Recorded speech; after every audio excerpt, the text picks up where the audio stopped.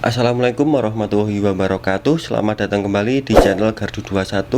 Semoga teman-teman semua diberi kesehatan, kebahagiaan, dan kelancaran rezeki. Terima kasih untuk yang sudah subscribe channel ini. Untuk yang belum, silahkan di subscribe dulu. Langsung saja kita simak video kali ini di channel kebanggaan kita, Gardu 21.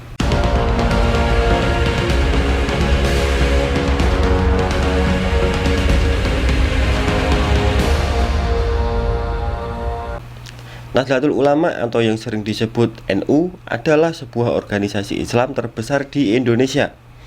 Organisasi ini berdiri pada 31 Januari 1926 dan bergerak di bidang keagamaan, pendidikan, sosial, dan ekonomi. Pendirian NU digagas para kiai ternama dari Jawa Timur, Madura, Jawa Tengah, dan Jawa Barat yang menggelar pertemuan di kediaman Kiai Haji Wahab Hasbullah di Surabaya. Selain Kiai Haji Wahab Hasbullah, pertemuan para kiai itu juga merupakan prakarsa dari Kiai Haji Hasyim Asy'ari. Yang dibahas pada waktu itu adalah upaya agar Islam tradisional di Indonesia dapat dipertahankan. Maka dirasa perlu dibentuk sebuah wadah khusus. Sebenarnya upaya semacam itu sudah dirintis Kiai Wahab jauh sebelumnya bersama Kiai Haji Mas Mansur, seperti ditulis Ahmad Yahro dalam buku Tradisi Intelektual NU, yaitu Lajnah Badsul Masail tahun 1926 sampai 1999. Kiai Haji Wahab mendirikan Nahdlatul Wathon yang artinya kebangkitan tanah air pada 1914. Martin van Broelnessen dalam buku berjudul NU, Tradisi Relasi-Relasi Kuasa, Pencarian Wacana Baru menyebut bahwa boleh dibilang Nahdlatul Wathon merupakan sebuah lembaga pendidikan agama bercorak nasionalis moderat pertama di Nusantara. Sebagai catatan, Nahdlatul Wathon versi Kiai Wahab dan Kiai Mas Mansur berbeda dengan lembaga bernama serupa yang didirikan Tuan Guru Kiai Haji Muhammad Yainuddin Abdul Majid di Lombok, Nusa Tenggara Timur pada 1953. Kehadiran NU merupakan salah satu upaya melembagakan wawasan tradisi keagamaan yang dianut jauh sebelumnya, yakni paham Ahlus Sunnah wal Jamaah. Selain itu, NU sebagaimana organisasi-organisasi pribumi lain, baik yang bersifat sosial, budaya, atau keagamaan yang lahir di masa penjajah, pada dasarnya merupakan perlawanan terhadap penjajah. Hal ini didasarkan berdirinya NU dipengaruhi kondisi politik dalam dan luar negeri, sekaligus merupakan kebangkitan kesadaran politik yang ditampakkan dalam wujud gerakan organisasi dalam menjawab kepentingan nasional dan dunia Islam umumnya. Akibat penjajahan maupun akibat kungkungan tradisi telah menggugah kesadaran kaum terpelajar untuk memperjuangkan martabat bangsa ini melalui jalan pendidikan dan organisasi. Gerakan yang muncul pada tahun 1908 tersebut dikenal dengan kebangkitan nasional. Semangat kebangkitan terus menyebar setelah rakyat pribumi sadar terhadap penderitaan dan ketertinggalannya dengan bangsa lain. Sebagai jawabannya, muncullah berbagai organisasi pendidikan dan pembebasan. Merespon kebangkitan nasional tersebut, Nahdlatul Wathon dibentuk pada 1916. Kemudian pada tahun 1918 didirikan Taswirul Afkar atau dikenal juga dengan Nahdlatul Fikri atau kebangkitan pemikiran sebagai wahana pendidikan sosial politik kaum dan keagamaan kaum santri. Dari situ kemudian didirikan Nahdlatul Tujar atau pergerakan kaum saudagar. Serikat itu dijadikan basis untuk memperbaiki perekonomian rakyat. Dengan adanya Nahdlatul Tujar itu, maka Taswirul Afkar selain tampil sebagai kelompok studi juga menjadi lembaga pendidikan yang berkembang sangat pesat dan memiliki cabang di beberapa kota. Berangkat dari munculnya berbagai macam komite dan organisasi yang bersifat embrional dan ad hoc, maka setelah itu dirasa perlu untuk membentuk organisasi yang lebih mencakup dan lebih sistematis untuk mengantisipasi perkembangan zaman.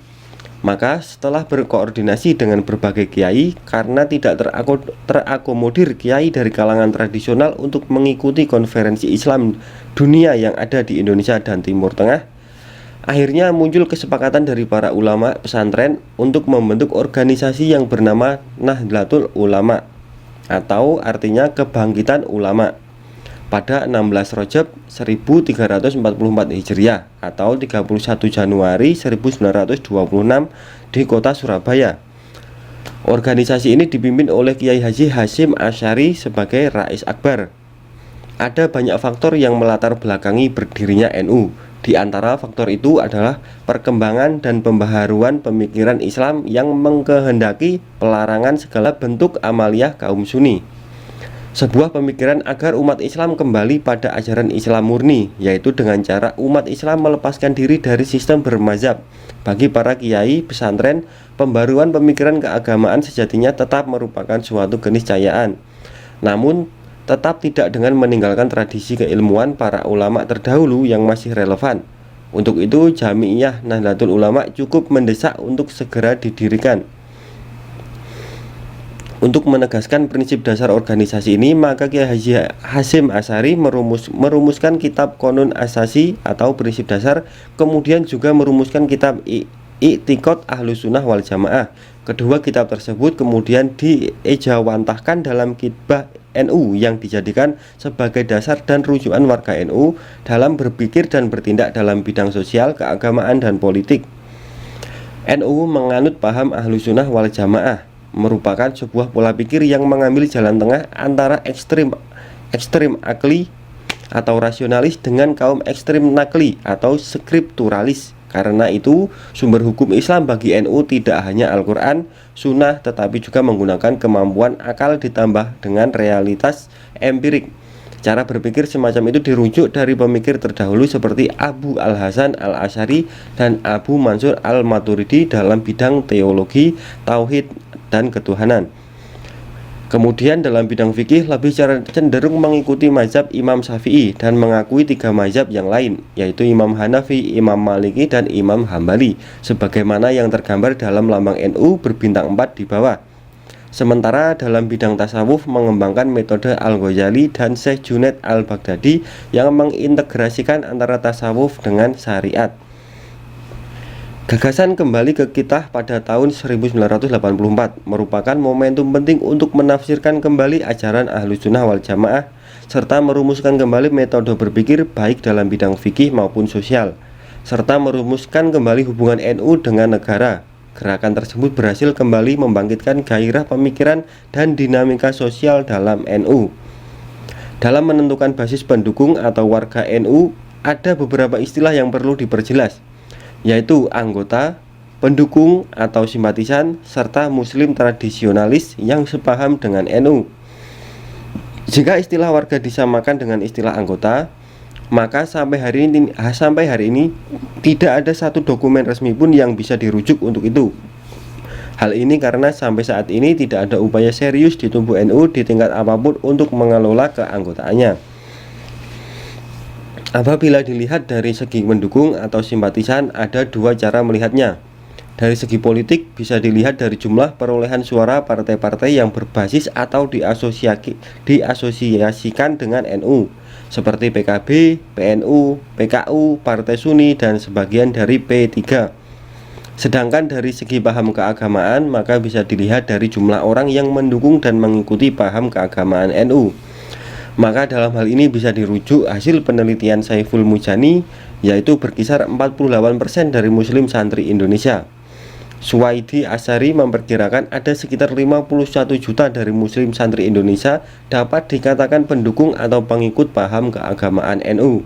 Jumlah keseluruhan muslim santri yang disebut sampai 80 juta atau lebih merupakan mereka yang sama paham keagamaannya dengan paham keagamaan NU.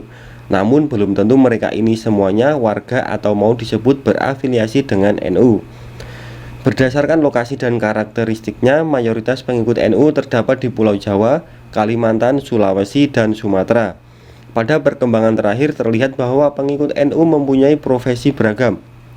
Meskipun sebagian besar di antara mereka adalah rakyat baik di perkotaan maupun di pedesaan, mereka memiliki kohesivitas yang tinggi karena secara sosial ekonomi memiliki problem yang sama, serta selain itu juga sama-sama sangat menjiwai ajaran Ahlussunnah wal Jamaah. Pada umumnya mereka memiliki ikatan cukup kuat dengan dunia pesantren yang merupakan pusat pendidikan rakyat dan cagar budaya NU. Basis pendukung NU ini cenderung mengalami pergeseran. Sejalan dengan pembangunan dan perkembangan industrialisasi, maka penduduk NU di desa banyak yang bermigrasi ke kota memasuki sektor industri. Maka kalau selama ini basis NU lebih kuat di sektor petani, di pedesaan, maka saat ini di sektor buruh di perkotaan juga cukup dominan. Demikian juga dengan terbukanya sistem pendidikan basis intelektual dalam NU juga semakin meluas, sejalan dengan cepatnya mobilitas sosial yang terjadi selama ini. Belakangan ini, NU sudah memiliki sejumlah doktor atau magister dalam berbagai bidang ilmu selain dari ilmu keislaman, baik dari dalam maupun luar negeri, termasuk negara-negara barat. Namun para doktor dan magister ini belum dimanfaatkan secara maksimal oleh para pengurus NU, hampir di setiap kepengurusan NU.